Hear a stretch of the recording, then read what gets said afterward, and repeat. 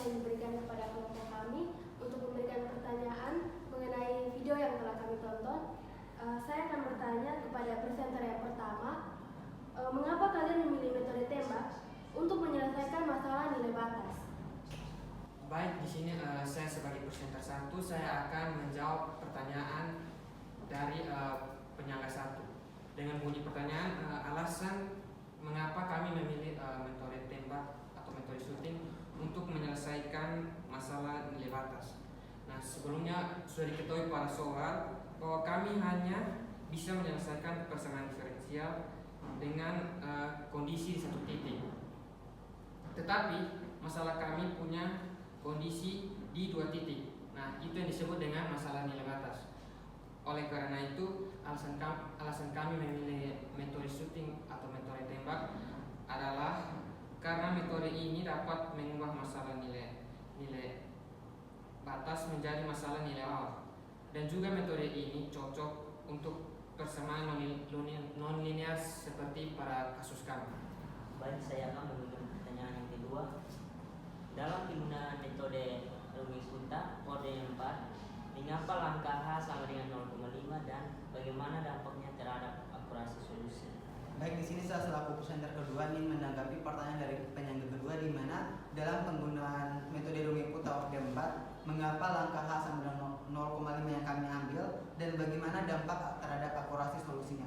Yang pertama, alasan mengapa kami mengambil nilai langkah H sama dengan 0,5 adalah merupakan tebakan awal dari kelompok kami untuk dikarenakan kebutuhan praktis untuk membagi interval waktu menjadi beberapa bagian yang cukup untuk memberikan hasil akurat tanpa memberikan perhitungan yang terlalu banyak.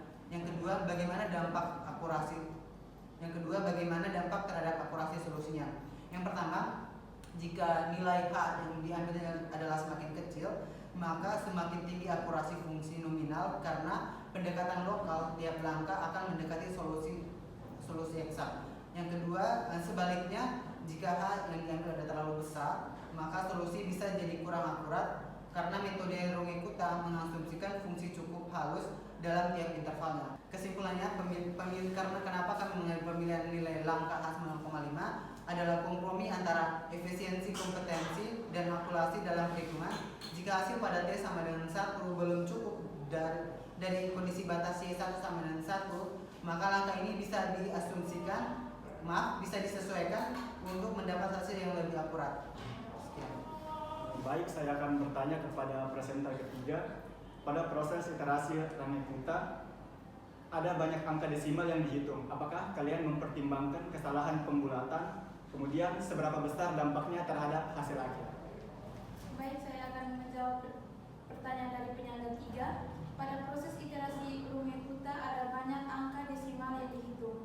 Apakah kami mempertimbangkan kesalahan pembulat? Pertanyaan berikutnya, seberapa besar dampaknya terhadap hasil akhir? Jadi untuk pertanyaan yang pertama, apakah kami mempertimbangkan kesalahan pembulat?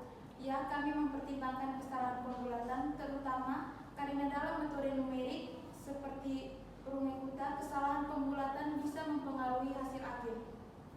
Oleh karena itu, kami menggunakan langkah-langkah seperti memilih step size yang tepat dan presisi angka yang cukup agar hasil tetap akurat. Pertanyaan berikutnya, seberapa besar dampaknya terhadap hasil akhir? Dampaknya bisa cukup signifikan, terutama jika jumlah iterasi banyak atau step size sangat kecil. Kesalahan pembulatan dapat terakumulasi dan menyebabkan hasil akhir berbeda dari yang seharusnya. Namun, jika dilakukan dengan presisi yang cukup dan step size yang tepat, dampaknya dapat diminimalisirkan sehingga hasil tetap akurat. Baik, saya akan bertanya untuk presenter keempat. Untuk persamaan panas, apakah metode yang kalian gunakan bersifat eksplisit atau implisit? Dan apa pertimbangan kalian dalam memilih metode tersebut? Baik, di sini saya akan menjawab pertanyaan dari penyangga 4. Soal, untuk persamaan panas, apakah metode yang kalian gunakan bersifat eksplisit atau implisit? Dan apa pertimbangan kalian memilih metode tersebut? Nah, di sini kami menggunakan metode yang kami gunakan untuk menyelesaikan persamaan panas itu adalah metode eksplisit. Nah, alasan kami memilih metode eksplisit itu karena mudah dipahami dan diprogram.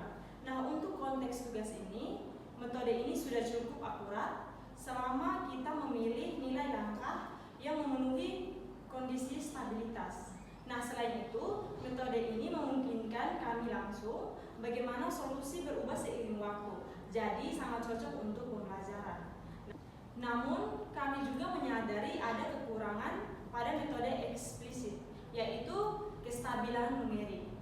Nah, metode eksplisit ini hanya bisa stabil jika memenuhi kondisi Kellgren-Friedrich-Lewis atau CPR. Itu alfa dikali delta T per delta X kuadrat itu lebih kecil sama dengan 1/2.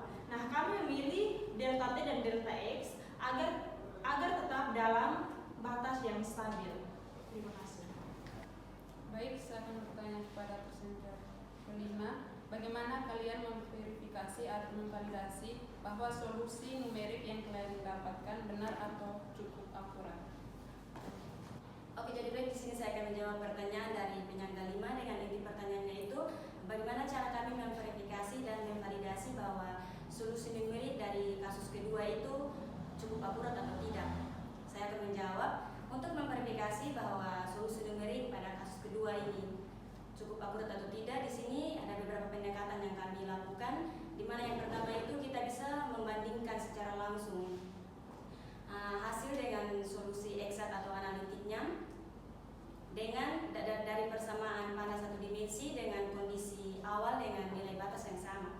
Namun pada kasus kami ini karena sesuai yang dijelaskan pada soal di mana kondisi batas yang diberikan itu bersifat piecewise, maka metode ini tidak cukup akurat untuk digunakan. Terus yang kedua itu ada pendekatan pengujian konvergensi, di mana ini untuk mencari keakuratan metode ini kita bisa menyelesaikan dengan mencari delta X yang paling kecil itu dan melihat hasilnya apakah sudah konvergen. Terus yang ketiga itu karena pada kasus kami ini tidak sederhana dalam menyelesaikan solusinya, maka pendekatan pengujian konvergensi dan memvisualisasi hasilnya dalam bentuk grafik dengan bantuan Python itu menjadi pilihan untuk kami menyelesaikan solusi numerik.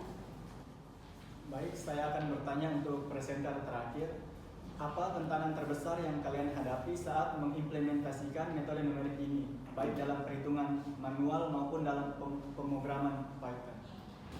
Baik, sebelumnya terima kasih atas kesempatan yang diberikan kepada saya dan saya akan menjawab pertanyaan dari penyangga 6. Jadi yang menjadi tantangan dalam proses perhitungan komputasi maupun numerik dari masalah yang sedang kami kerjakan, untuk masalah komputasi sendiri kami di sini berhadapan dengan masalah persamaan panas satu dimensi yang sangat sensitif sekali dengan pemilihan dx dan juga dt, sehingga ketika algoritma Python yang kami gunakan memilih dx yang terlalu kecil ataupun dt yang terlalu kecil maupun terlalu besar, ini akan berimplikasi negatif pada hasil yang kami peroleh dan hasil yang kami peroleh akan menjadi tidak stabil.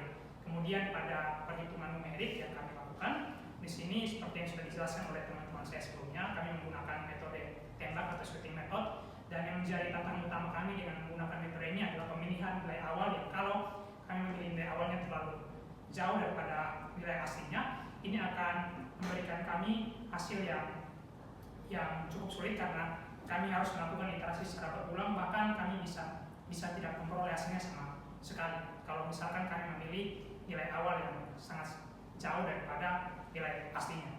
Ini itu saja dari saya, terima kasih.